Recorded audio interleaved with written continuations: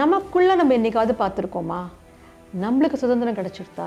நமக்குள்ளே நமக்கு எப்போ சுதந்திர தினம் வரும்?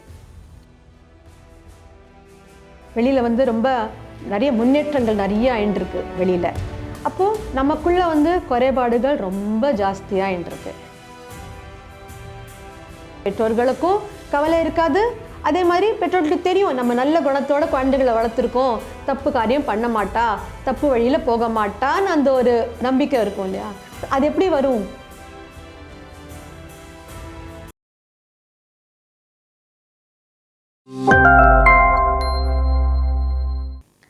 ஆத்ம நண்பர்கள் அனைவருக்கும் என் இனிய வணக்கம். என் பேர் காயத்ரி. நான் குவைத்லேருந்து பேசுகிறேன். இன்றைக்கி நான் சுதந்திரம் என்ற டாப்பிக்கில் பேச போகிறேன். சுதந்திரம் என்றால் என்ன?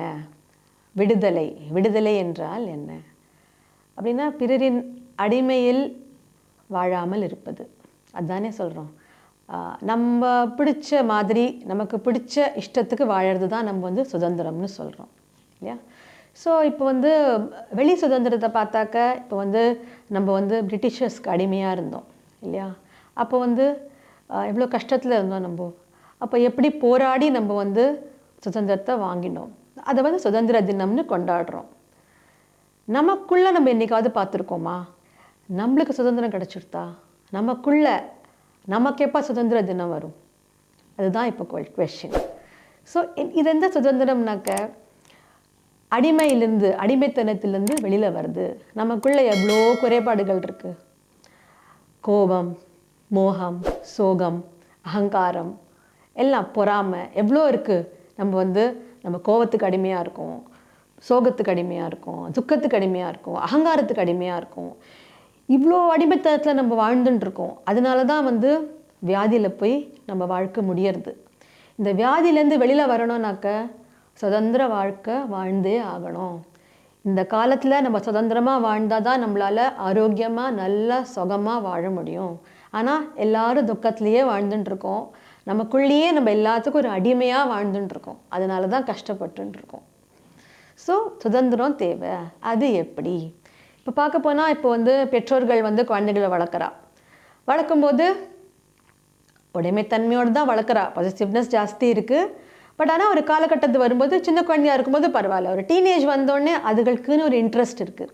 அந்த இன்ட்ரெஸ்ட்டை புரிஞ்சுண்டு பெற்றோர்களும் குழந்தைகளும் சேர்ந்து பண்ணினாக்க சுதந்திரமாக எல்லாம் நல்லதே நடக்கும். இல்லை, நீ இதுதான் படிக்கணும், நீ இப்படி தான் பண்ணணும்னு பெற்றோர்கள் கட்டாயத்தை போட்டாக்க அது சரிப்பட்டு வராது. அது சோகத்தில் தான் முடியும். அதே மாதிரி இப்போ திருமணம் இந்த காலத்து திருமணம்னு வச்சுக்கோங்களேன், கல்யாணம்னு அறுதுன்னு வச்சுக்கோங்களேன். இல்லை, ரெண்டு பேருமே படிச்சிருக்கா.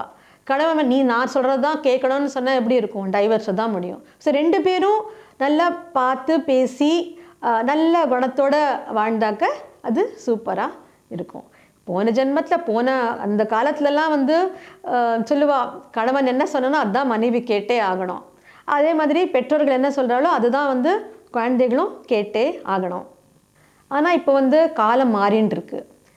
வெளியில் ரொம்ப நிறைய முன்னேற்றங்கள் நிறைய ஆயின்ட்டுருக்கு வெளியில்.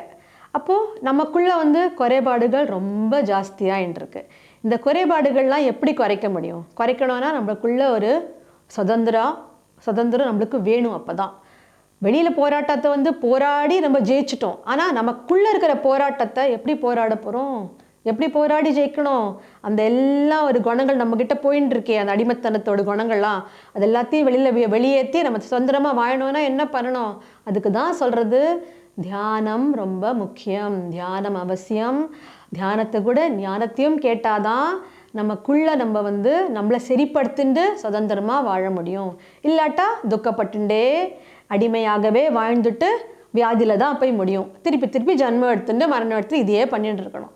ஸோ நல்ல குணங்கள்னால் என்ன? அந்த பொறுமையான குணம், அன்பான குணம், பணிவான குணம், நேர்மையான குணம், கருணையோடு நம்ம எல்லாருக்கிட்டையும் பேசிட்டு வாழ்ந்துட்டு இருந்தாக்க எவ்வளோ சந்தோஷமாக இருக்கும். இந்த குணங்கள்லாம் எப்படி வரும்? தியானம் பண்ணணும், ஞானத்தை எடுத்துக்கணும். அந்த ஞானம் தியானம் ரெண்டும் சேர்ந்து இணைந்து நம்ம வாழ்க்கையில் நல்லா வாழ்ந்தாக்க சூப்பராக இருக்கும். அப்போது என்ன ஆகும்? அந்த காலத்து பெற்றோர்கள் பசங்களை வளர்க்குறா. நல்ல குணங்களோட பெற்றோர்கள் இருந்தாக்க பசங்களும் நல்ல குணங்களோட வாழ முடியும். ஸோ அவள் எங்கே போய் எப்படி சுதந்திரமாக வாழணுமோ வாழ்ந்துக்கலாம். பெற்றோர்களுக்கும் கவலை இருக்காது. அதே மாதிரி பெற்றோர்களுக்கு தெரியும் நம்ம நல்ல குணத்தோட குழந்தைகளை வளர்த்துருக்கோம், தப்பு காரியம் பண்ண மாட்டா, தப்பு வழியில் போக மாட்டான்னு அந்த ஒரு நம்பிக்கை இருக்கும் இல்லையா. அது எப்படி வரும்னாக்க இந்த மாதிரி தியானம் இந்த மாதிரி சொற்பொழிவுகள்லாம் கேட்டாக்க நம்ம குணத்தை மாற்றிண்டாதான் சுதந்திரமாக வாழ முடியும். சுதந்திரமாக வாழணுன்னாக்க பசங்களுக்கும் சுதந்திரம், பெற்றோர்களுக்கும் சுதந்திரம், எல்லாரும் சுதந்திரமாக வாழ்ந்தாக்க நிம்மதியாக இருக்கும் வாழ்க்கை, நல்ல அபோகமாக இருக்கும், நல்ல சூப்பராக வாழ்க்கை வாழலாம்.